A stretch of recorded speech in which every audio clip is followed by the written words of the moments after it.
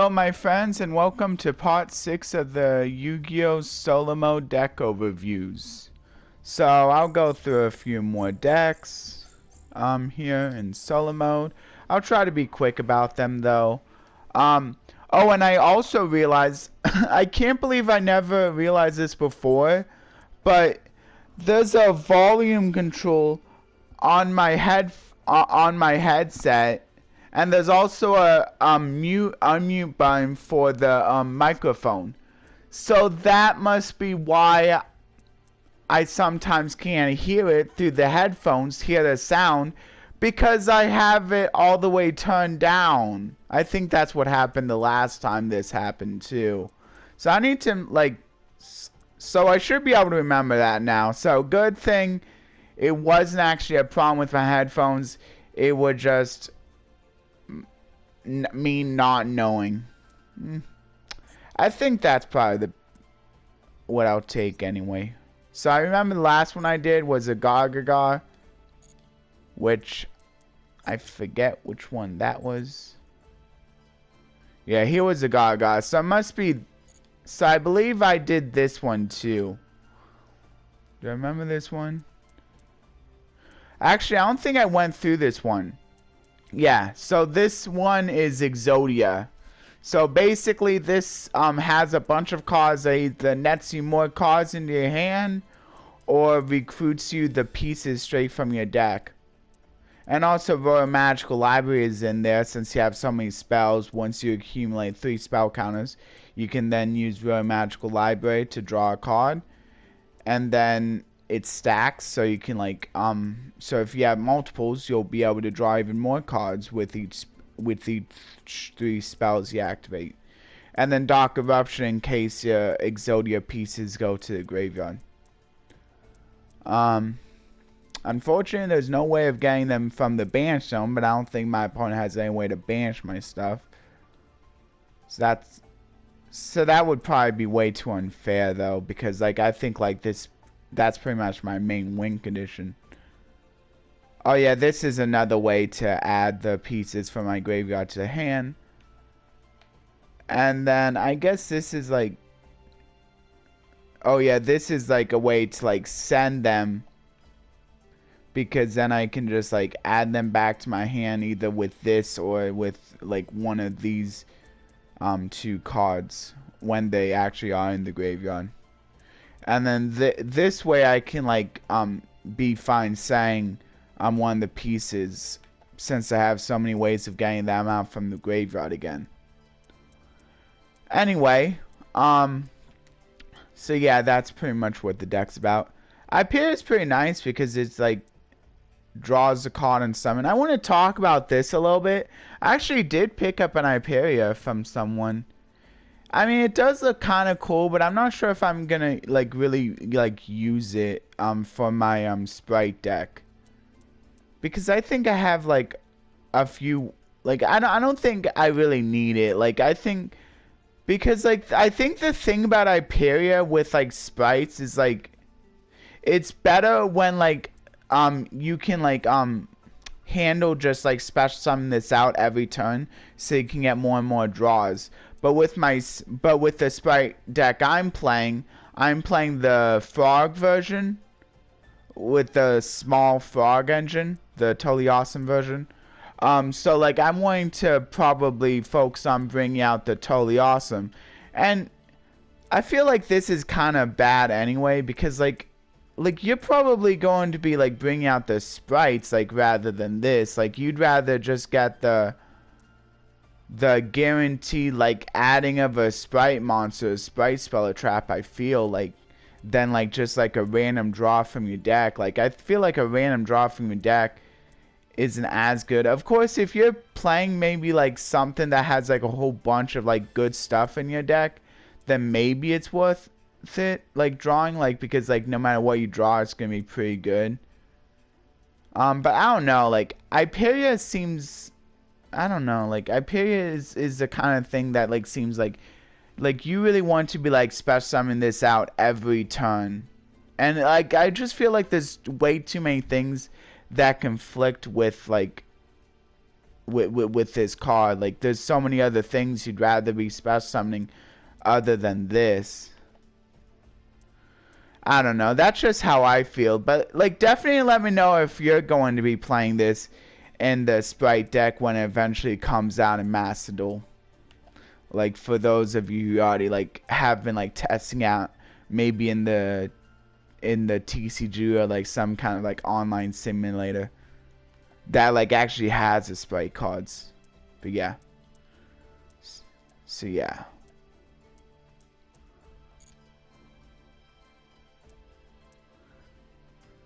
I mean, I do get that, like, at least Hyperion, like, is, like, an actual body, like, that, like, gets you a draw. So it makes it a little bit better than, like, other cards that also get you a draw.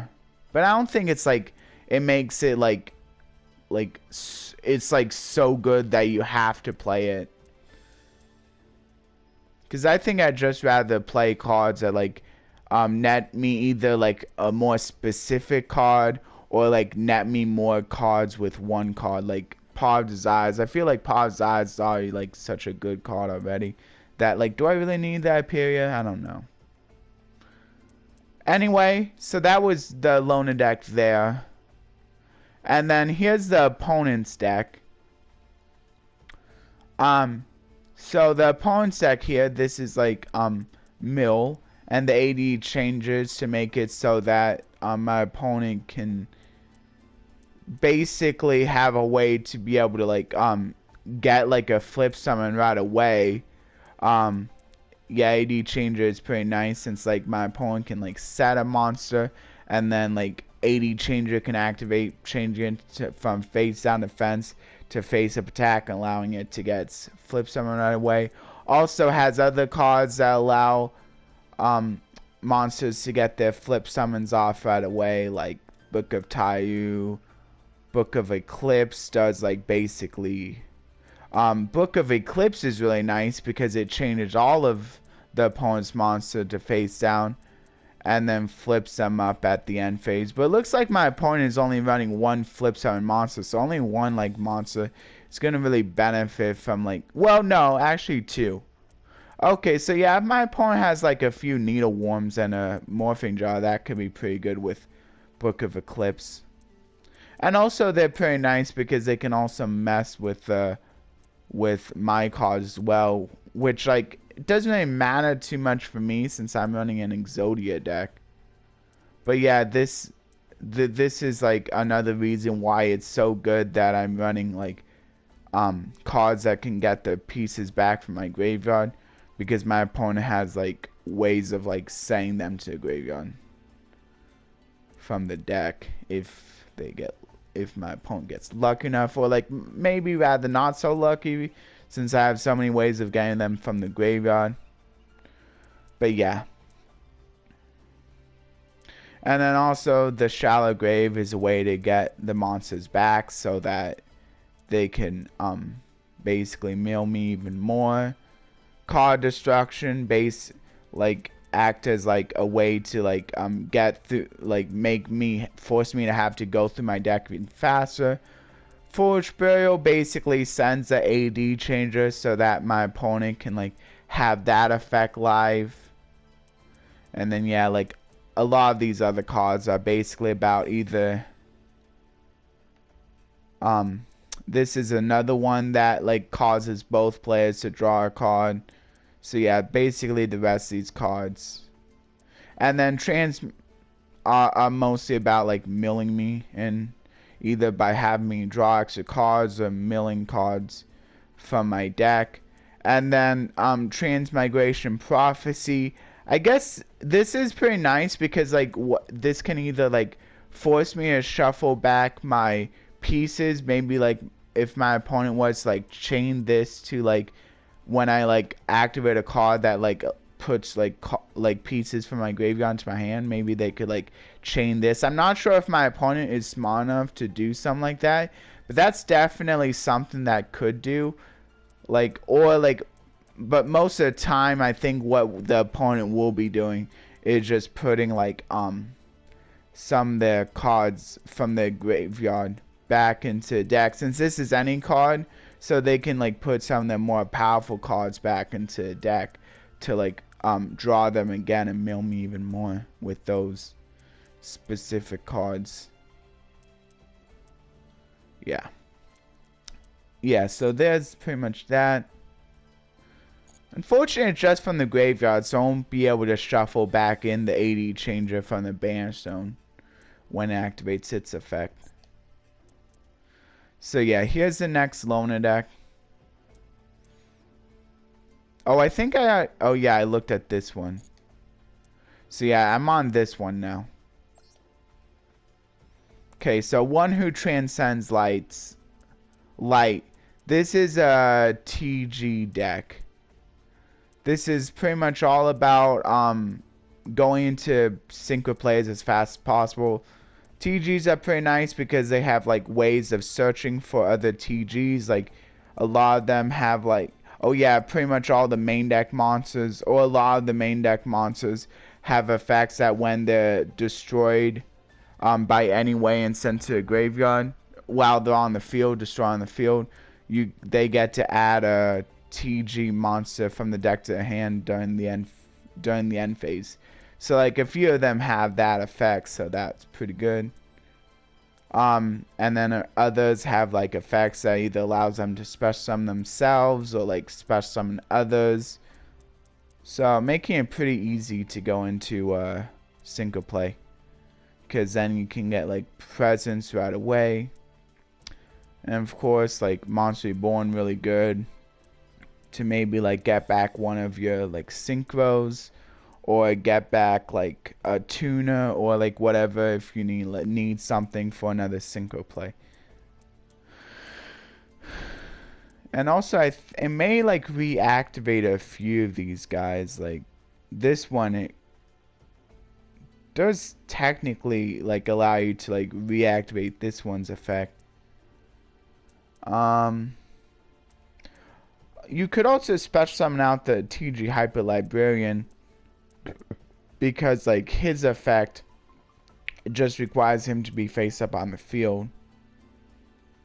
This one like doesn't require it to be synchro summon, to have been synchro summon.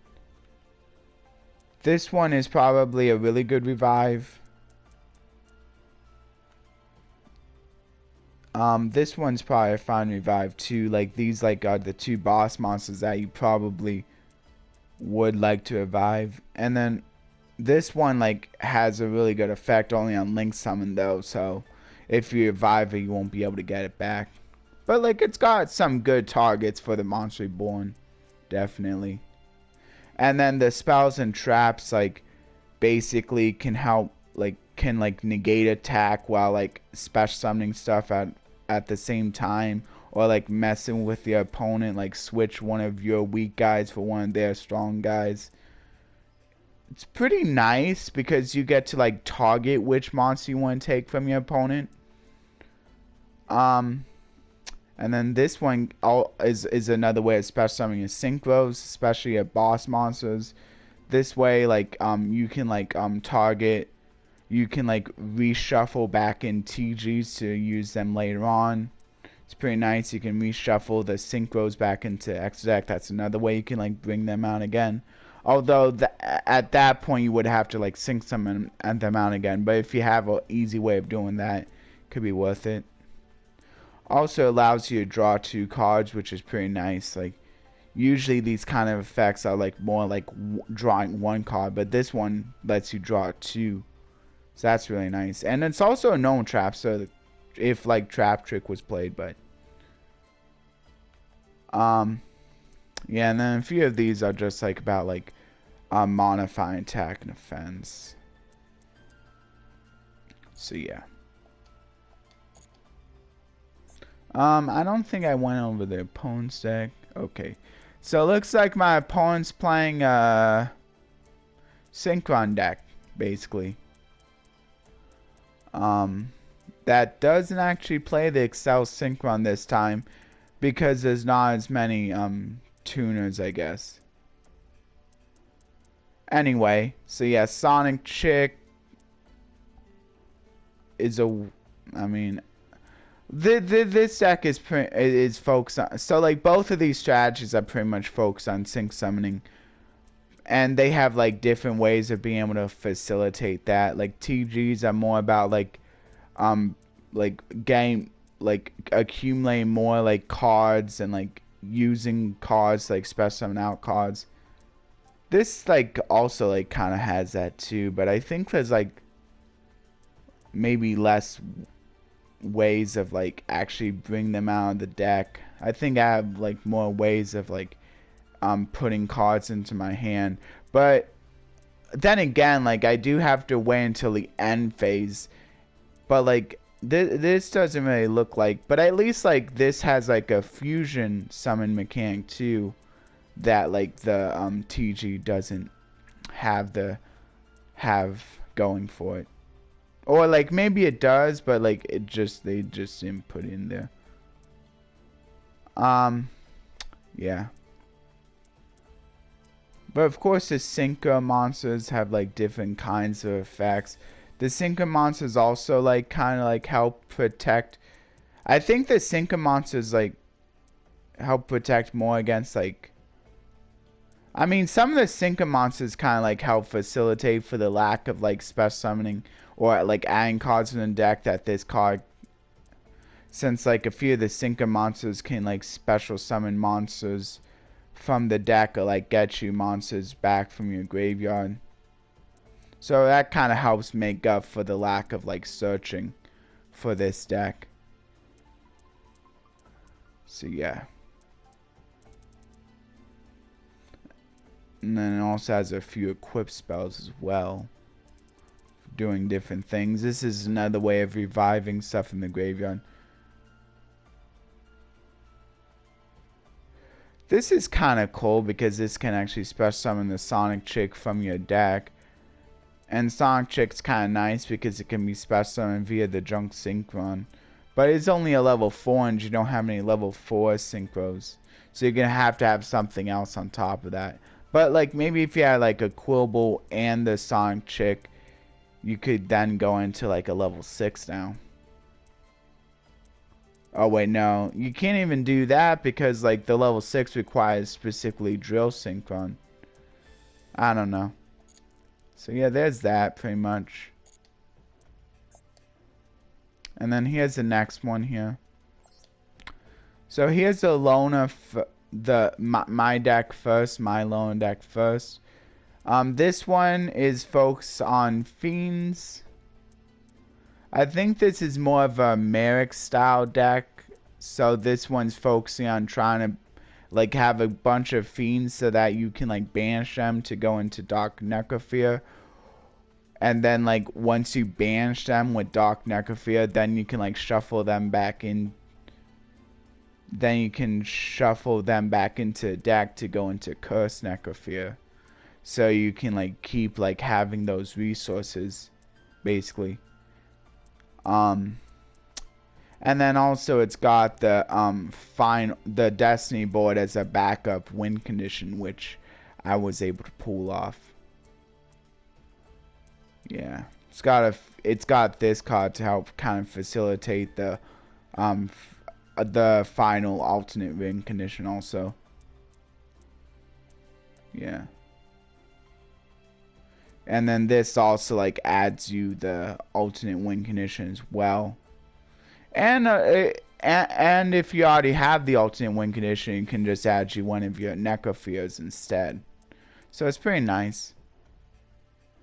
And then this is pretty nice because it basically helps you like protect your Destiny board cards. Oh wait, no. Oh, this is a way like if you like are giving up on the Destiny boards, you can like instead just like have them be brought out as monsters if you don't want to actually go for that. Or are they still treated as monsters? I don't even know. Maybe they, because they are unaffected by card effects. That's pretty cool. They cannot be targeted by attacks, but I don't know. I think once you like bring them out as monsters, then like they're no longer treated as the Destiny board. It says place on your field though, so maybe like you can still win, like since they can't be targeted. So maybe that's a way to like better protect your final cards, and maybe like bring them out of the spell or trap zones, so that maybe like they can be in different areas, so that like one area isn't necessarily being clogged up more than another one. I'm not exactly sure. And then this is a way to like ritual summon this guy. It's also got that. But yeah, basically just a deck focused on bring out the Necrophilias, and then you can also win with final if you so choose. And then maybe the Necrophilias can be kind of used as like basically protecting your life points as you're winning with final, or you can just like attack with the Necrophilias and get game that way. I prefer just to win with the final, since it has a pretty cool win animation too. And then here we go, entertainment with a smile. I feel like this is a deck based off of the Arc 5 main deck characters deck. So this is playing a few Performaples, a few of like Performaples and Magicians as well. So I combine both of those because they got effects that like can like add either something from the Performaple archetype or the Magician archetype. A lot of them have like effects that can like facilitate both strategies. See, this one also like has an effect that can facilitate both strategies, allowing you to like allowing it to activate it as long as you either control a Magician or a Performable to place a Magician. Again, I don't think I really like Performable pendulums all that much, because they can get kind of confusing. But yeah, they can be really good if you know how to pilot them, since you can like bring out so many monsters. But like I feel like they also have like less recoverability, because they're still under the fact under the bad of like having to like put them into like zones that like monsters point to, or in the exit monster zone once they die. So it's a little bit harder to recover with so it offers a little less recoverability because of that, which I also don't really like. But they got a lot of like search power too, which is nice. Like it's pretty easy to set up the correct scales because of all the ways they can search. Yeah. So yeah, quite a bit of searching with this. Either getting them back from the X deck, or getting them from the deck to the hand. They even got there's even a nice field spell that lets you like basically search every turn, as long as it's like capped up on the field. And then this one allows you like special summon out your pendulum monsters from the X deck too. Like, which could be really good if you're like special summoning. I think you can like special summon. Actually, like this is. Oh wait, one pendulum monster from your graveyard, two, like, which is basically like if like they're being used as like exceed materials or fusions, then they'll have, or fusion materials, then they'll have been sent to the graveyard. So there's why that one's relevant. And then like and then also the pendulum strategy has a few nice X deck monsters too. Like a few of them like can mess with like attack, so that like suddenly like now your monsters are strongest, or like it can like this one changes attacks to 0, which is pretty nice. And then like there's even like ones that like can like negate stuff too, or like negate attacks. But I'm not sure if it doesn't look like those are really being played, but those are nice cards as well. And a few of the fusions can even be special summon without even needing the correct fusion card. They can just be special summon from the deck, X deck. It doesn't count as a fusion, but at least it makes it easier to bring them out. So yeah, I think that's pretty much gonna do it for going over today's decks. Oh wait, I don't think I went over the opponent's deck, so I'm gonna have to do that real quick. And then yeah, like following the theme of pendulums, my opponent's also playing a pendulum deck, Abyss Actors though. I think out of like the pendulums, this is probably one of my more preferred pendulum decks. Abyss Actors are pretty fun, but like I think they can be kind of like they do like offer some interesting gameplay because like they all have effects that like they like because all the spell and traps are basically like have like effects that like when they're destroyed by an opponent's card effects, they basically get to do something extra, so you can like set a whole bunch of them. Like if you're not like planning to use them like right away, you can just like set a whole bunch of them and then maybe like try for some of their like alternate effects, and then if your opponent doesn't end up destroying them, whichever ones they don't, maybe you can like just activate them later on. So this like makes it so that like you can basically like try to get your opponent to destroy them, like act as like destruction bait, which is kind of cool. Like it's kind of like taking like Waking the Dragon and basically applying it to like an entire deck archetype, which is pretty interesting, I think. Yeah, and then if they are destroyed, you can like always bring them back with like a few of these cards that can add them back from the graveyard. And then a few of these other ones have effects activate when you do activate a Abyss Script spell card or effect. Like this one has one that lets you special summon something from the deck. Yeah, and this one sets one directly from the deck, so that's pretty cool. It's sent to a graveyard during the end phase. It will make sure that's one that you can actually activate, since they only get their secondary effects if they're destroyed by an opponent's card effect. So it won't activate if they're just sent to a graveyard via this guy. And then Current Razor basically just allows you to like special summon this out from the Pendulum Zone. It's got a effect for that, and it gains 1100 attack while you control no other monsters, so it basically just doubles its attack. Yeah. And then a few of these like also like I think help protect your either Abyss Actor monsters or your spells and traps.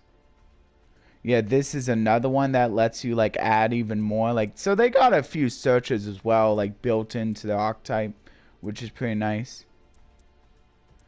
So yeah, anyway, I'll just like scroll through these. So yeah, this is another search. Yeah, not bad.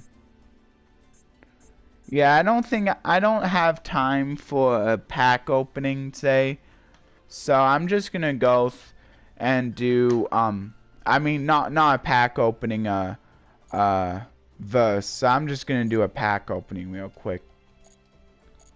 Few more legacy packs.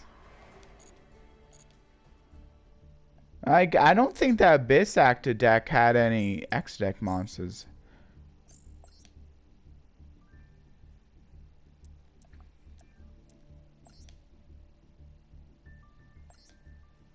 Oh wait, my bad. Dang it. Okay, so I'm just gonna go 9 packs. Okay, so I got a Paradise Smasher. That's kind of cool. Like if you're wanting to play like a dice roll deck, this is pretty nice for that, since like whenever you roll a dice, you get to basically treat one of the results at 7. So it's pretty nice support for that. Light Effigy, pretty nice support for if you're like planning to like tribute summon for light monsters.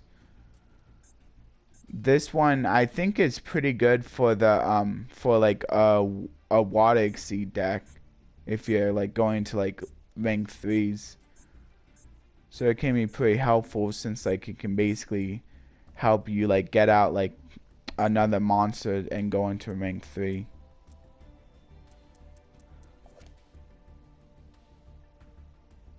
Yeah.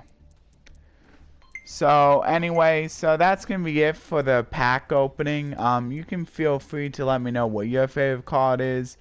As for me, I think my favorite card, I don't know, maybe the Hammer Shock, just because it allows for like a little bit easier time to like go for like rank 3s if you're playing a water deck. I'm not sure if it's actually used, because there's like a lot of like ways you can go into like exceeds in a water deck. There's like so many good cards, but it's pretty nice. Like, I do remember I played this a little bit for that purpose in Duel Links when I was still playing that game. Anyway, so yeah, I'm gonna be going to the outro now.